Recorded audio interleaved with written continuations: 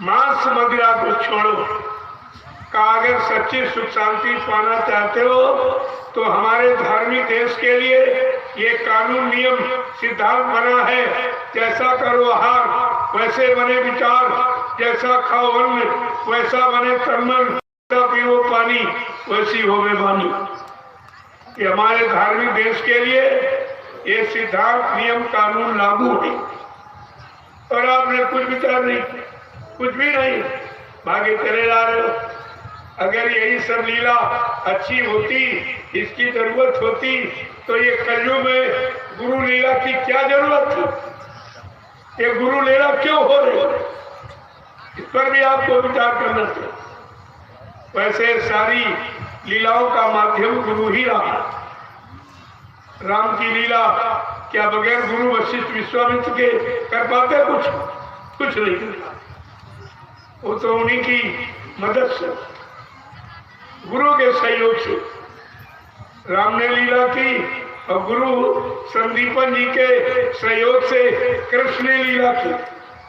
ये लीला सब गुरुओं पर आधारित है, लेकिन आज कलयुग की लीला सदगुरु पर आधारित है। गुरु ही नहीं, सदगुरु पर आधारित है। और तुम्हारे अंदर कोई सदगुरु का भाव पावे नहीं। जो बेचारे सदगुरु दरबार में गए वो नहीं समझ पाए, वो भटक गए, और जब बताया जा रहा तो अब भी शंका संदेह के मतलब यानी मरीज बने हुए, फिर भी समझ में नहीं आ रहा। तो ये सब चीजें शांत, और नहीं तो आप देख रहे हो स्थिति क्या है भारत देश की, क्या स्थिति। आज देश में धर्म की नैया कैसी जगमग डोल रही, माँ बहनों की यहाँ लाज लुट रही। देखिए कितनी बड़ी चीज। आज देश में धर्म की नैया कैसी जगमग डोल रही, माँ बहनों की लाज लुट रही। क्या तुम्हें शर्म नहीं आती है? क्या आपको इसमें शर्म नहीं लगती है कि माँ बहनों की लाज लूटी जा रही है? यही लाज जब लूटी गई तो राम रावण संग्राम हो गया, और द्रौपदी की लाज लूटने का प्रयास किया गया तो महाभारत हो गया। नारी सृष्टि की केंद्र बिंदु है। अगर नारी का अपमान होगा तो विनाश हो जाएगा। ये विनाश लीला भी उसी से, सृष्टि से, सृष्टि भी नारी से बनी और विनाश भी नारी के द्वारा हुआ। ये दोनों चीजें आपके सामने, दोनों इतिहास आपके सामने, कि नारी सृष्टि की केंद्र बिंदु है, और नारी को अगर अपमानित किया गया तो विनाश हो जाएगा। हो गया। आप कहानी रोज पढ़ते हो, राम रावण संग्राम सीता नारी के द्वारा हुआ, महाभारत द्रौपदी नारी के द्वारा हुआ। अगर ये सब चीजें लोगों ने समझ लिया होता कि सृष्टि की केंद्र बिंदु है, अगर केंद्र बिंदु डिसबैलेंस हो जाएगा, इधर उधर हो जाएगा, तो सृष्टि खराब हो जाएगी। कभी आपने इस पर विचार किया? कुछ सोचते नहीं। फिर तुम्हारी विद्वता, तुम्हारा ज्ञान किस काम आ रहा? जब तुम्हारे बनने बनाने के काम नहीं आया, तुम अपने परिवार के बनाने में अपने ज्ञान का प्रयोग नहीं कर पाए, तो तुम दुनिया को बनाने में क्या प्रयोग करोगे? और प्रयोग हो भी नहीं रहा, सब झूठ हो। कैसे महापुरुषों ने स्थिति को देखकर आपसे पूछा कि आज देश में धर्म की नैया कैसी जगमग डोल रही, माँ बहनों की लाज लुट रही, और भारत माँ है रोए रही। जिस भारत माँ के नारे लगाए जा रहे, भारत माता की जय हो, क्या जय हो रही है कि सब लूट रहे? जिन जिन भारत माँ सताई, जिनने इसकी कड़ी लुटाई, कहा कि क्या, चाहे नेता मंत्री हो अधिकारी, देश बचाना होगा भारी। कहा नेता मंत्री अधिकारी जिनकी जिम्मेदारी है कि भारत मां की लाज बचे और वो इस राज को लुटवाने में सहायक है। रविदास जी मीराबाई के गुरु सैकड़ों वर्ष पहले आए थे। उन्होंने अपनी ज्ञान पोथी में ये भविष्यवाणी की है, जरा सुन लीजिए, तुम्हारी भी आंख खुल जाएगी, बुद्धि के ताले खुल जाएंगे। उन्होंने क्या कहा रविदास जी ने, भारत में अवतारी होगा जो अति विस्मयकारी होगा, ज्ञानी और विज्ञानी होगा, वो अद्भुत सेनानी होगा। ऐसा एक अवतार पुरुष का बना, वो अवतार किस तरह का अनोखा काम करेगा जो सृष्टि में आज तक किसी ने नहीं किया। रविदास जी क्या कह रहे हैं, वो अवतारी शक्ति कौन सा काम करेगी, जीते जी कई बार मरेगा। क्या करेगा, कौन सी लीला करेगा वो महापुरुष, जीते जी कई बार मरेगा और छन्नम भेष में वो विचरेगा। देश बचाने के लिए होगा एक आवाहन, युग परिवर्तन के लिए चले प्रबल तूफान, तीनों ओर से होगा हमला, देश के अंदर दूरी घपला, सभी तरफ कोहरा मचेगा, कैसे हिंदुस्तान बचेगा। रविदास जी क्या कह रहे हैं कि नेता मंत्री और अधिकारी इनको जान बचाना होगा भारी। एक दिन ये छोट सा मैदान भगेंगे, अपने अपने घर में छिपेंगे, लेकिन महापुरुष क्या करेगा, ढूंढ ढूंढ कर बदला लेगा, सब हिसाब चुकता कर देगा। कहा कोई बचेगा नहीं। 70 साल की आजादी को जिसने बर्बादी के कगार पर लाके खड़ा कर दिया है, चाहे नेता हो, चाहे मंत्री हो, चाहे अधिकारी हो, कर्मचारी हो, कहते कोई नहीं बचेगा। जिसको सजा ना मिले कोई नहीं बचेगा। आगे क्या कह रहे, चीन अरब की धुरी बनेगी, विध्वंसक ताकत उभरेगी, एक विध्वंसक ताकत उभरेगी।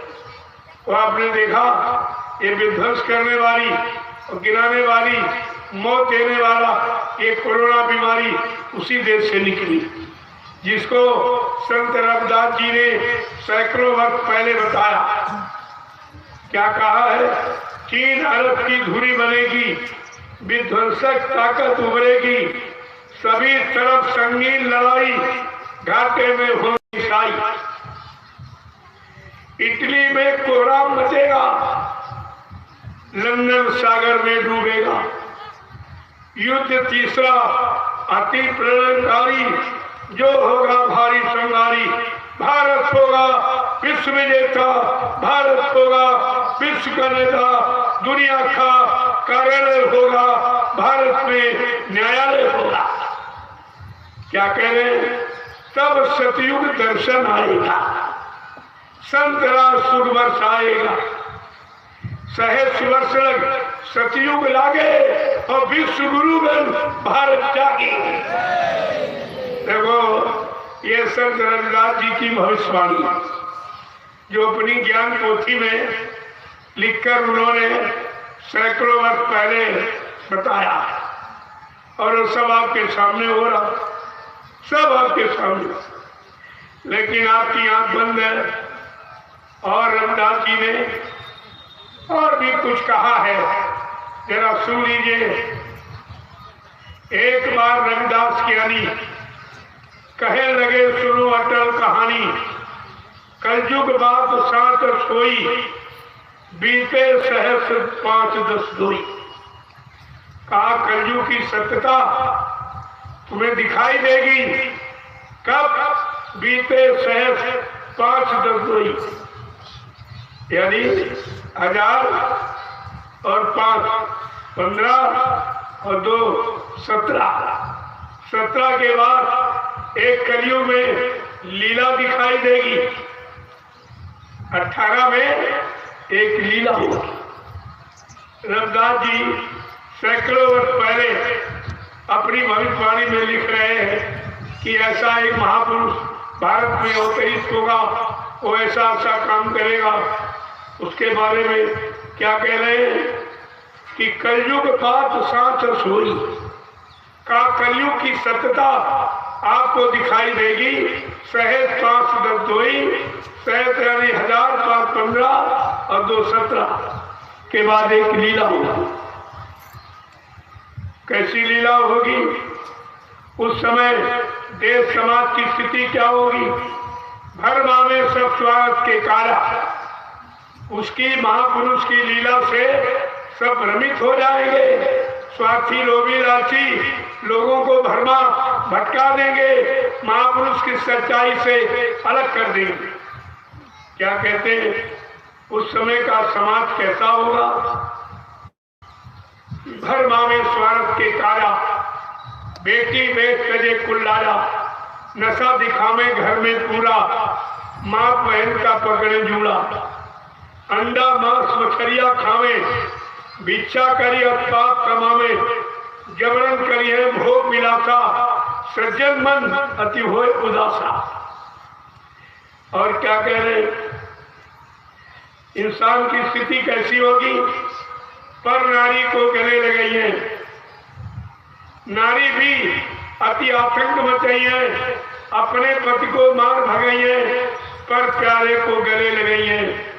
ये कर्म देख धरती फट गई है, अंबर भी दरारे खाई है। ऐसी कहते क्या है? अति भीषण क्रांति की ज्वाला, तामे कूद पड़े मतवाला।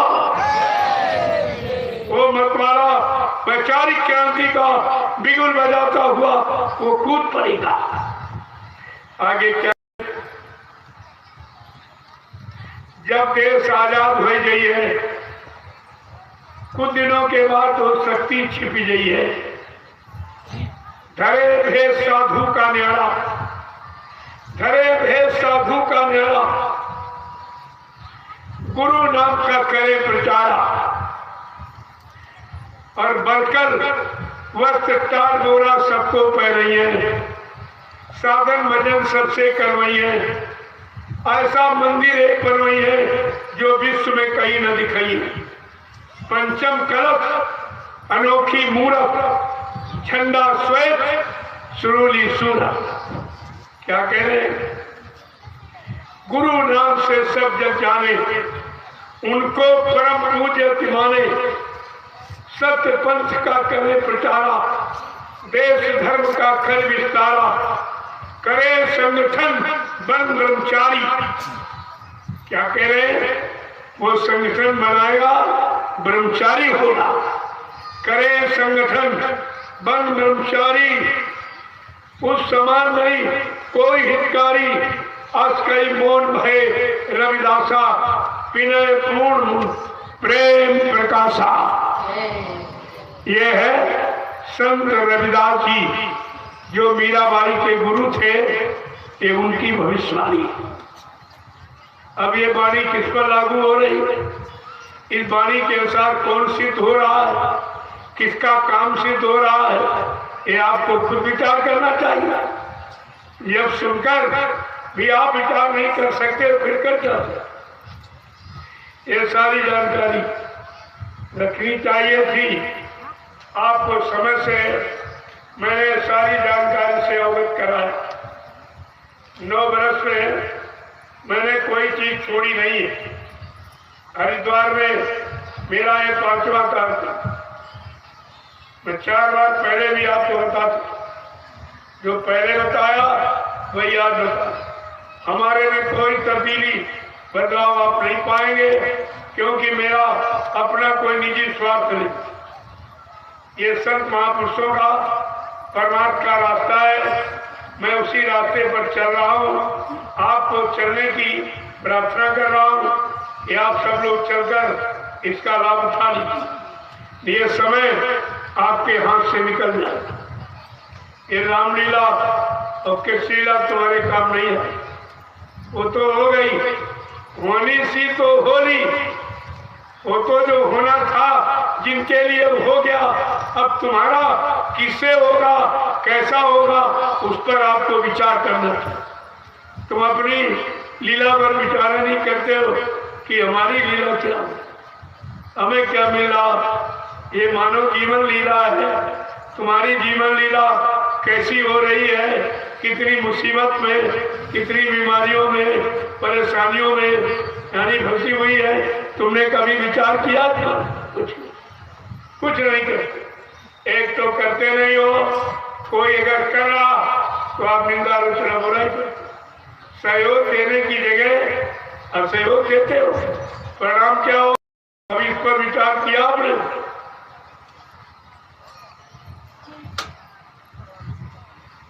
किसका परिणाम कितना बुरा होगा? कोई काम अगर हो रहा हो, अगर आप कर सकते हो तो आगे बढ़ के करो, मना कौन करता? अगर नहीं कर सकते हो, जो कर रहा उसको सहयोग कीजिए, तब तो आपको कुछ मिल सकता।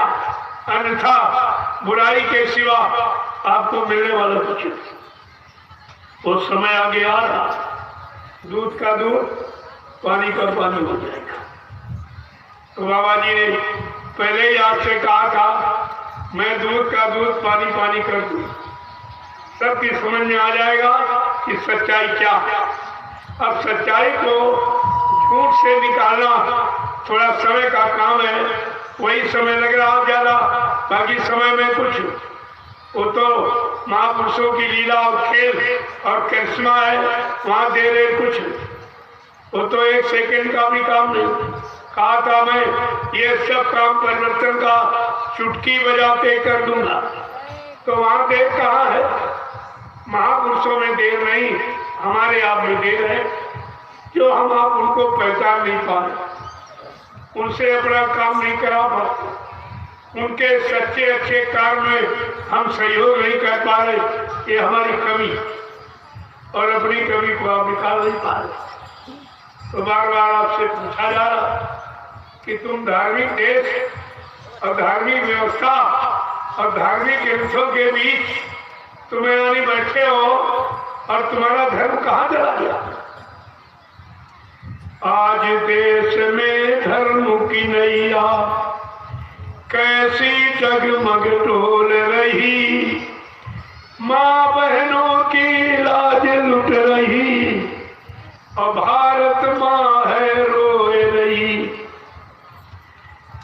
क्या कह रहे हैं कि वेद पुराण भागवत गीता, वेद पुराण भागवत गीता, इनकी बात कोई नहीं सुनता।